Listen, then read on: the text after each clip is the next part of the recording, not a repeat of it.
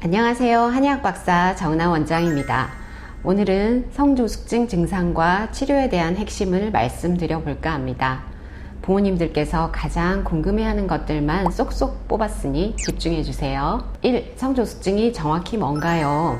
성조숙증은 여아 만 8세 이전, 남아 만 9세 이전에 2차 성징이 나타나는 것을 말하는데요. 가끔 초등학교 5, 6학년 딸아이가 가슴이 자꾸 더 나오는 것 같다면서 성조숙증 문의를 하시는 부모님들이 계십니다.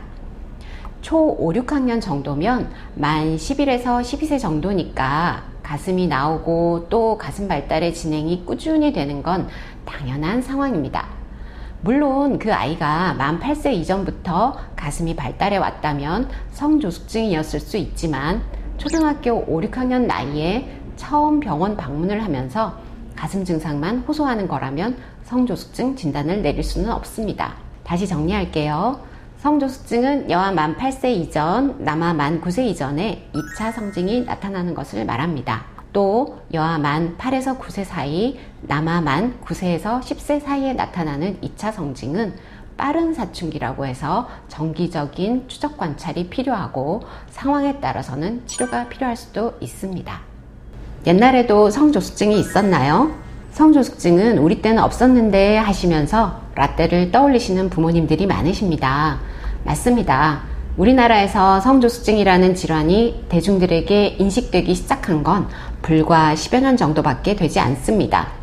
그래서 부모님들의 성장기에는 성조숙증이란 단어를 들어본 적이 없을 수밖에요. 하지만 성조숙증 아이들 문진을 하다 보면 초등 1, 2학년 나이에 초경을 했던 할머님도 계시고 초등 4, 5학년 나이에 초경하고 힘들었던 기억을 가지신 어머님들이 종종 있으십니다. 그 당시는 성조숙증에 대한 인식이 없어서 진단을 받지 못했을 뿐이고 또 2차 성징이 빠른 아이들의 비율이 현재보다 적었다는 게 적절한 답이 될 것 같습니다. 성조숙증을 알려주는 2차 성징엔 어떤 것들이 있나요? 여아 만 8세 이전, 남아 만 9세 이전에 2차 성징이 나타나는 것이 성조숙증이라고 했는데 그럼 2차 성징은 정확히 뭘까요?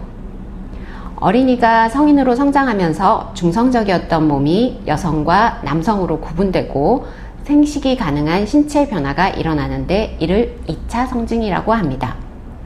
여아는 가슴이 발달하고 음모나 겨드랑이 털이 자라고 초경을 하는 등의 증상들이 대표적이고 골반이 커지고 체지방이 증가합니다. 남아는 고환이 커지고 음경이 길어지고 음모, 겨드랑이 털, 수염, 변성기 등이 대표적인 2차 성징이라고 할 수 있고요.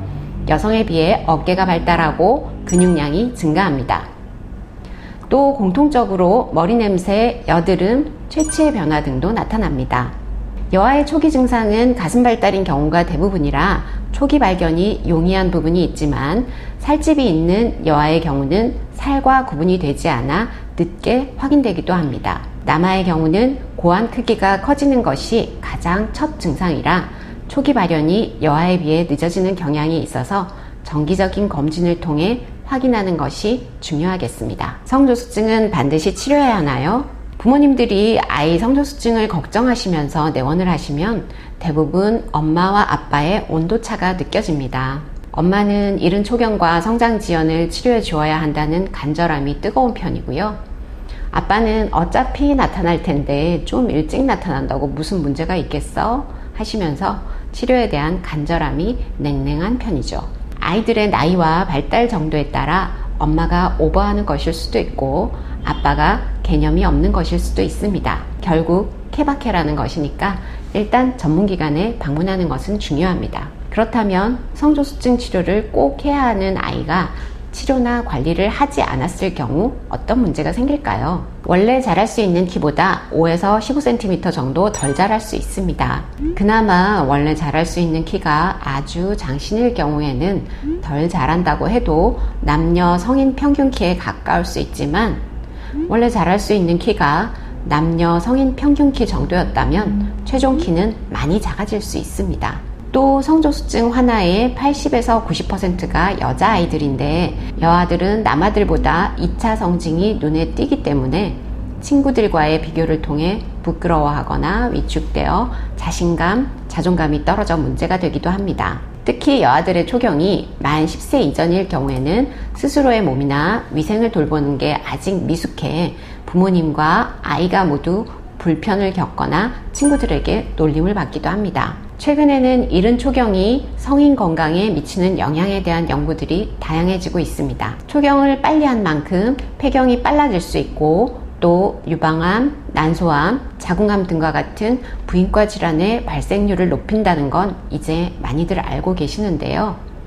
뇌졸중, 심근경색, 담석증, 치매 등과 같은 질환과의 연관성도 밝혀지고 있는 상황입니다. 정리해 보겠습니다. 최종 성인 키의 손실, 어린 나이에 생활상의 불편, 정신적인 불안과 위축, 암, 심혈관 질환 등과 같은 성인병 이환율 증가 등이 성조숙증이 관리나 치료되지 못했을 때 겪을 수 있는 문제점들입니다. 이제 평생 건강을 위해 미리 검진하고 치료가 필요한 질환임을 아시겠죠? 성조숙증 치료는 어떻게 하나요?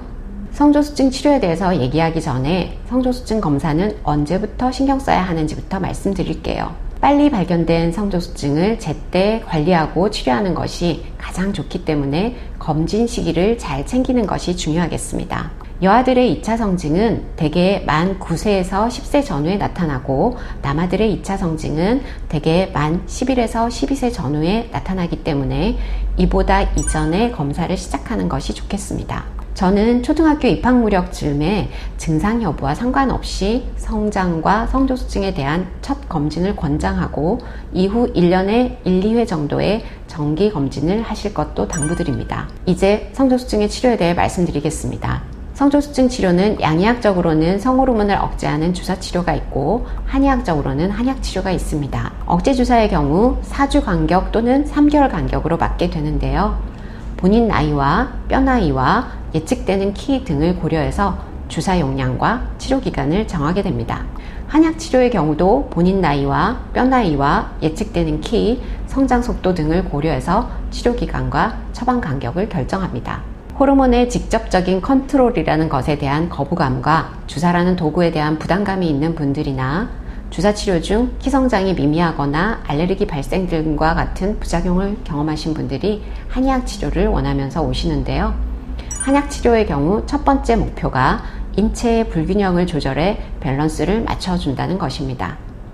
그 결과 자연스럽게 성장 발달 속도를 스스로 조절하면서 건강을 찾아가는 자연 성장 치료 원리입니다. 대사를 위한 에너지, 면역을 위한 에너지, 성장을 위한 에너지 등이 잘 순환하고 적절하게 분포되어야 하는데 균형이 깨져서 특정 부위에 열이 뭉치고 순환되지 않아서 생긴 것입니다. 그래서 뭉친 열은 순환시켜서 고루 분포되게 하고 항진된 열은 발산시켜서 조절해주는 처방을 하게 됩니다.